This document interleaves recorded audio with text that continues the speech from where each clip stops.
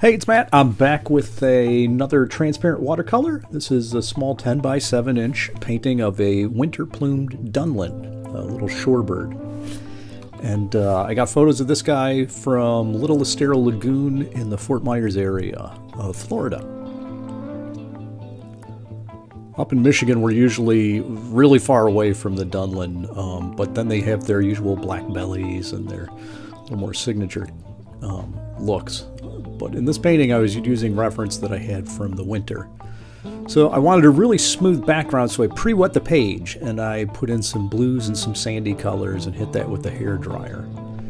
Ideally, I wanted to have kind of an atmospheric perspective with things fading as they went to the background. So I started bringing in some foreground elements with some really light washes. I was using a number 6 round for a lot of this, and then wetting the edges as I went. And so I started putting in some suggestions of the water in the area and maybe a little tree line off to the right side. And then wanted to have things kind of build as I came forward with some of these sea grasses that were sitting on the ground.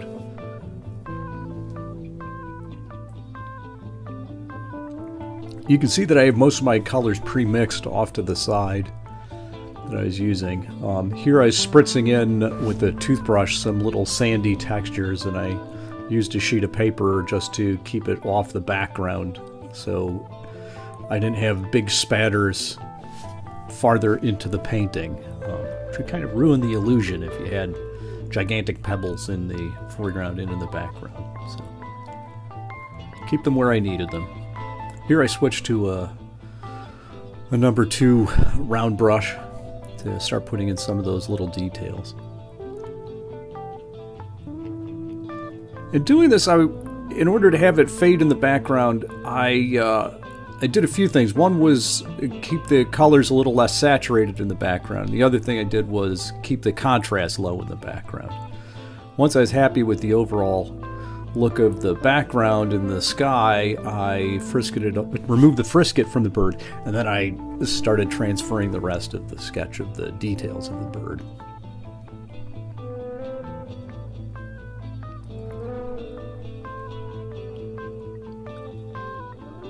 And finally, I started putting in some of the local colors. You can see the photo reference I had of the bird. The background was a little bit different, kind of more jumbled background.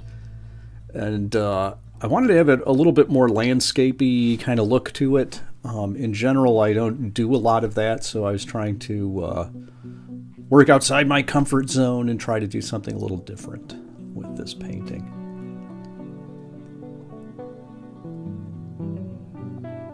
So there on the left, you can see the actual photo reference I had taken down at Little Estero Lagoon. Painting the feet, that's always one of my favorite parts. Feet and beaks and eyes, those are always lots of fun.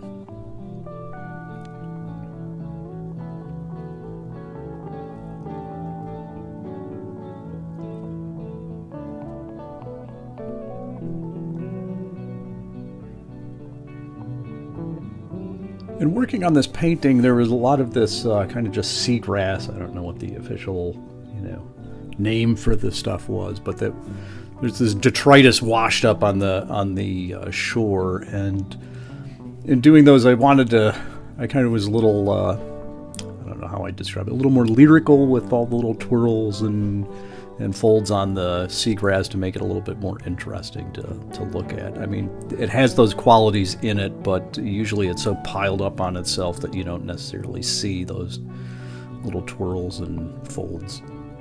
Kind of stretched them out to make them look a little bit more interesting.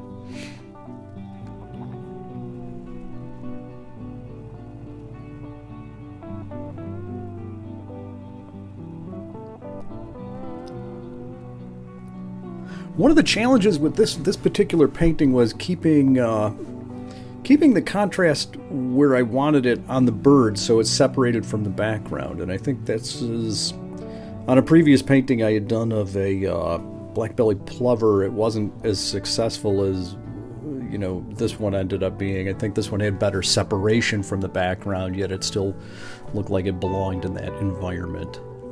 On the previous one, I wasn't completely happy with the way it turned out, but as a warm-up for this painting, it served pretty well.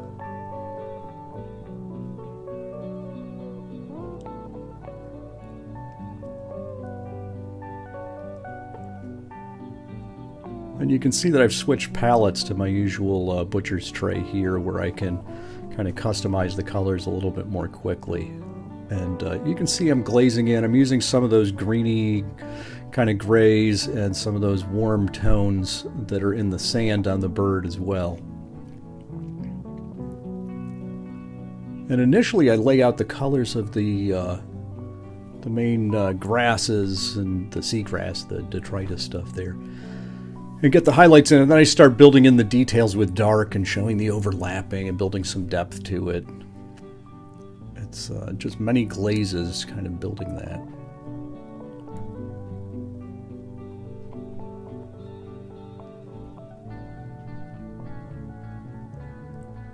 I don't paint a lot of shorebirds, so when I do these, they're definitely they don't come as naturally to me. I have to fight a little bit more to get them to work.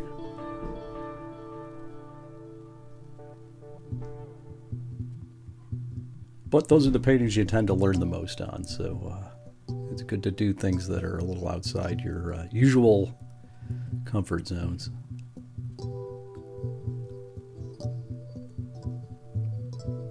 And you can see I'm bringing in some fairly bold blues into the shadow areas. This is phthalo blue that I'm bringing in, and then mixing in some of these greens and orangey greens that are mixed. And late in the painting, I'm using a really fine brush to just sharpen up, get little crisp details in.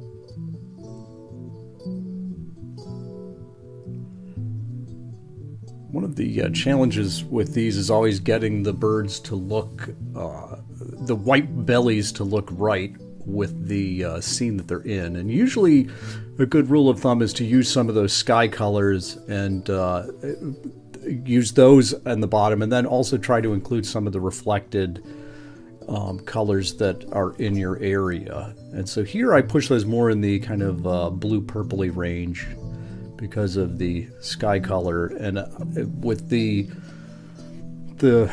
ground being such a white sand, we had a lot of reflected light up in there, so the shadows are a little bit lighter than you might see in a different situation. So there you go. This was the Winter Plumed Dunlin 7x10 inch transparent watercolor. Thanks for having a peek. If you get a chance, have a look at the blog or leave a comment.